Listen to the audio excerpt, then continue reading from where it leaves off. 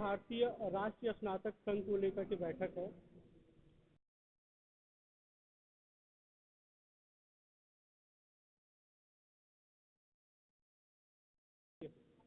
और अपना जो संगठन है अभी 5 करने के लिए हम लोग यूनिवर्सिटीज में जाकर के उनको ट्रेनिंग दे रहे हैं। स्वरोजगार के प्रति हम लोग उनको आकर्षित करवा रहे हैं, क्योंकि देश की समस्या बेरोजगार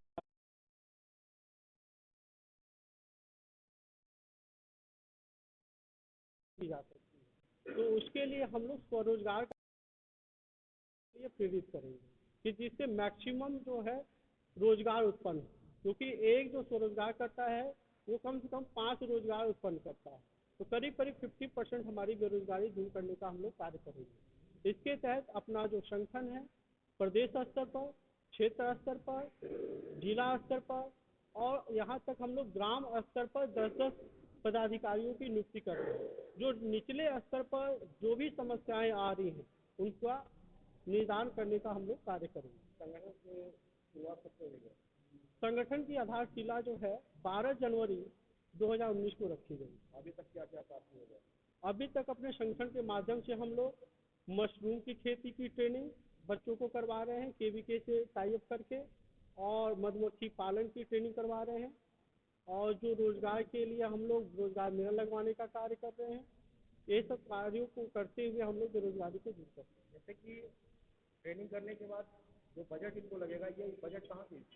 2 चीजें हैं।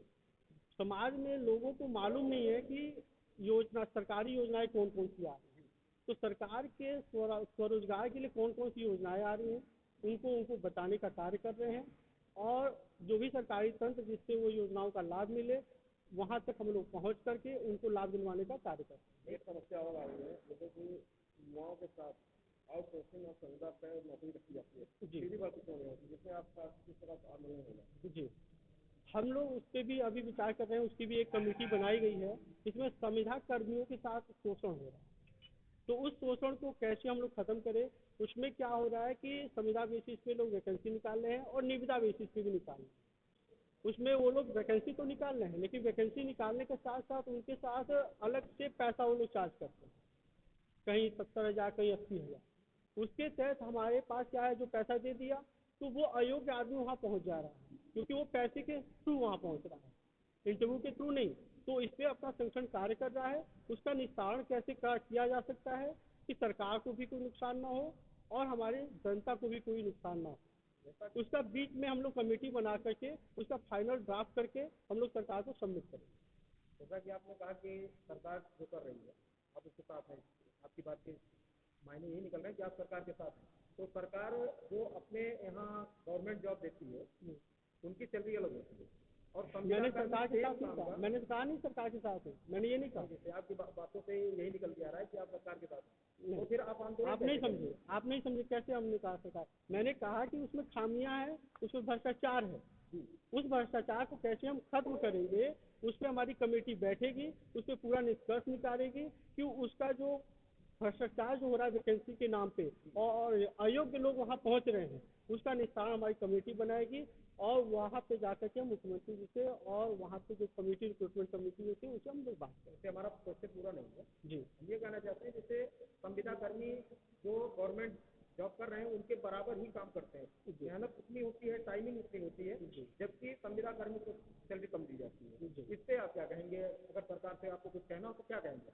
मैंने क्या कहा कि अपनी पूरी कमेटी बनेगी, कमेटी वो कम क्यों देती है उस पर निष्कर्ष निकालेगी, और जो भ्रष्टाचार हो रहा है उसको कैसे मिनिमाइज किया जा सके उस पर काम करेगी। जो सैलरी जो हो वहाँ पे परमानेंट उनकी ज्वाइनिंग हो रही है, यहाँ पे संविदा बेसिस पे ज्वाइनिंग हो रही है। कई जगह ऐसा देखा गया है कि बहुत सारे लोग जो सरकारी कर्मचारी होते हैं, सरकारी नौकरी के पाने के बाद उनकी सैलरी हाई होने के बाद भी वो लोग कार्य नहीं करते, लेकिन जो प्राइवेट सेक्टर के जो लोग हैं लगते हैं कम सैलरी पा के ही अच्छा कार्य करते हैं। तो बीच का सोल्यूशन हम लोग निकालेंगे, अपना संगठन उसका निकालेगा कि उसको कैसे हम लोग निस्तारण किया जा सकता। जैसा कि सरकारी विभाग में काफी सीधी नौकरियां पड़ी हुई हैं, उसके लिए सरकार अभी तक कोई भी कार्रवाई नहीं कर रही, उसके लिए आपका संगठन क्या करेगा?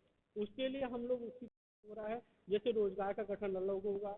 हमारे मनीष जी हैं, वो पूरे प्रोजेक्ट MSME के पूरे प्रोजेक्ट कौन कौन से आ रहे हैं, सरकारी योजनाएं कौन कौन सी आ रही हैं, उसका पूरा एक कमेटी हमारा अलग होगा। एग्रीकल्चर सेक्टर के जितने भी हैं उसमें हम लोग साइंटिस्ट, डॉक्टर, उन लोग की कमेटी हम बना रहे हैं, उनका अलग होगा। ऐसे इंडस्ट्री सेक्टर का हम लोग का अलग होगा। पूरा अपना जो संगठन है, पूरे जितने विभाग हैं उसकी हम कमेटियों को बना करके उसका हम लोग कार्य कर रहे हैं। युवाओं से क्या कहेंगे? युवाओं से मैं यही कहूँगा कि जो अपना जो देश है वो अपना युवा देश है, और अपना जो युवा देश है उसको कैसे हम लोग स्वावलंबी बनाए, आत्मनिर्भर बनाए। जब तक हम लोग खुद में आत्मनिर्भर बनने की नहीं सोचेंगे, जब तक हम स्वावलंबी बनने की हम लोग नहीं सोचेंगे, तब तक रोजगार उत्पन्न नहीं होगा। युवाओं का एक संदेश मैं देना चाहता हूँ कि युवा जो है आज की डेट में रोजगार पाने वाला नहीं, रोजगार देने वाला बने। और जब तक हम लोग घर घर में कुटीर उद्योग नहीं खुलवाएंगे तब तक हम लोग चाइना को कम्पीट नहीं कर पाएंगे। इसके माध्यम से महिलाओं से भी मैं कहना चाहूँगा कि जो पढ़ी लिखी महिलाएं जो घरों में रहती हैं वो लोग भी घरों में कुटीर उद्योग के माध्यम से बहुत सारी चीज़ें आती हैं, वो अपना व्यवसाय वहाँ पे शुरू करें, क्योंकि 50% आबादी जो है महिलाओं की है। जब वो आत्मनिर्भर पे आएंगी और घर से कुटीर उद्योग का वो शुरू करेंगी तो अपने देश से बहुत सारी बेरोजगारी खत्म की जा सकती है। इससे हमारे यहाँ शिक्षा व्यवस्था की स्थिति बड़ी खराब है। जी।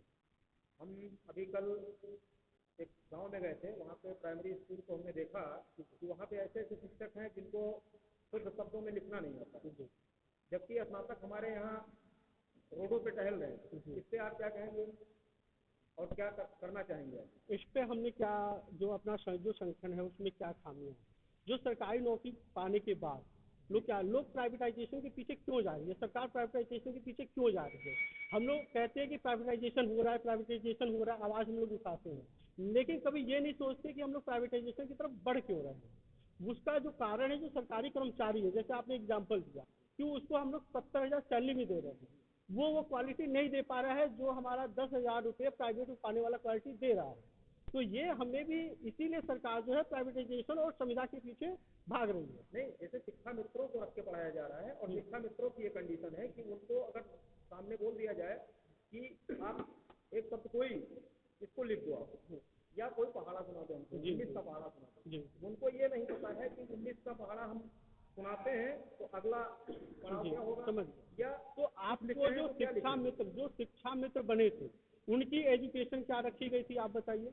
इंटरमीडिएट रखी थी। जब हमारे देश में जब ग्रेजुएट है तो हम इंटरमीडिएट में शिक्षा क्यों रहते हैं, यही चीज हम पहला क्वेश्चन तो हम लोग आवाज वही चीज हम रख रहे हैं ना, कि जब हमारे पास इंटरमीडिएट पास मतलब ग्रेजुएट पास हमारे पास बच्चे हैं और बीएड पास हमारे पास बच्चे हैं, पीएचडी पास हमारे पास बच्चे हैं, तो हम जो है 12th बेसिस पे हम शिक्षा मित्र क्यों बना रहे हैं। तो ये क्या है, ये पॉलिसी मेकिंग की डिसीजन है। अब ये जिस सरकार ये शिक्षा मित्र जो लेकर के आई थी उसको ये सोचना चाहिए था कि जब हमारे पास अपराध में स्नातक हैं, जब बीएड किए हुए हैं, पीएचडी है, तो सबसे पहले उनको प्राथमिकता देनी चाहिए थी और फॉर्म भरवाना चाहिए था। जब उनके पास स्नातक नहीं मिलता, उनके पास पीएचडी नहीं मिलता और शिक्षक का बहुत अभाव होता, तब जाके वो 12th वालों को भरते। आपके मैं बता दूं सूचना के लिए, आप जाइए निर्वाचन आयोग में, 95% प्रधान ऐसे हैं जो प्राथमिक विद्यालय तक पढ़े हैं या निरक्षर हैं। आज के समय में हमारा पढ़ा लिखा युवा जो है बेरोजगार घूम रहा है।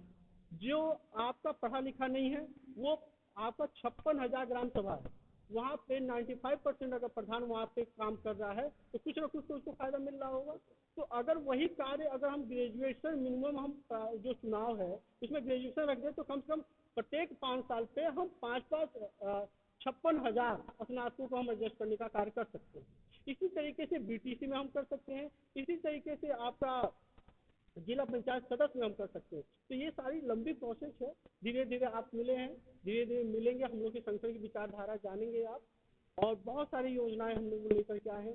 सरकार में कैसे हम परिवर्तन कर सकते हैं, सरकार के अंदर देखिए जहाँ पे मंत्रालय किसको मिलता है, जो या तो जातिवाद पे हम लोग मंत्रालय बांटते हैं या वोट बैंक के हिसाब से हम देखते हैं, या नेता कितना बड़ा है उसके हिसाब से बांटते हैं। हमारा मानना यह है कि अगर किसी को हेल्थ मिनिस्ट्री बनानी है तो हेल्थ मिनिस्ट्री जो बनेगा वो पहले से डिफाइंड है कि चुनाव जीत के हम आएंगे तो हेल्थ मिनिस्टर बनाएंगे, तो क्यों ना हम 5 डॉक्टरों को हम हेल्थ मिनिस्टर के लिए 5 डॉक्टरों को हम चुनाव लड़ाने का कार्य करते हैं, उसमें से जो जीत करके आएगा उसको हम हेल्थ मिनिस्ट्री का कार्य देंगे। ऐसे ही जो एग्रीकल्चर सेक्टर में बहुत बड़ा काम किया हो और कृषि क्षेत्र में बहुत बड़ा काम किया हो। ऐसे 5 हम लीडर्स को छाट करके लाएंगे, वो लीडर ना भी हो तब भी हम लेकर के आए और उनको चुनाव लड़ाने का कार्य करें। वो 5 में से जो जीत के आएगा उसको हम एग्रीकल्चर मिनिस्टर हम बनाएंगे। ऐसी एजुकेशन सेक्टर में बहुत कई सालों तक काम किया हो, वैसे 5 लोग को हम छाट करके लाएं और उसको हम एजुकेशन मिनिस्टर, हम लोग अगर वो जीत के आता है तो उसको एजुकेशन मिनिस्टर बनाएंगे।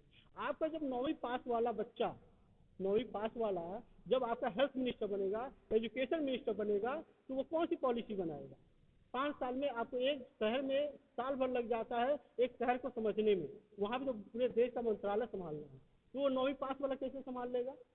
तो ये सब क्वेश्चन आएंगे, धीरे धीरे आएंगे। धीरे धीरे आप हमारी विचार पत्रिका इनको दीजिए, पत्रिका पढ़िए और आपको बहुत अच्छा लगेगा इस संगठन से और आप खुद भी जुड़ना चाहेंगे इस संगठन से, मुझे पूरी उम्मीद है। एक बात मैं और बता दूं, संगठन का जो हाल का लक्ष्य है वो एक गांव, एक ब्लॉक, एक युवा है। जिस दिन हम उस एक युवा को खड़ा कर लेंगे रोजगार के लिए, तब हमारा संगठन जो हमारा उद्देश्य है तब मानेंगे कि हाँ जो हमने उद्देश्य बनाया था उस पर हम खड़े उतरेंगे, वो सार्थक हुआ है हमारा।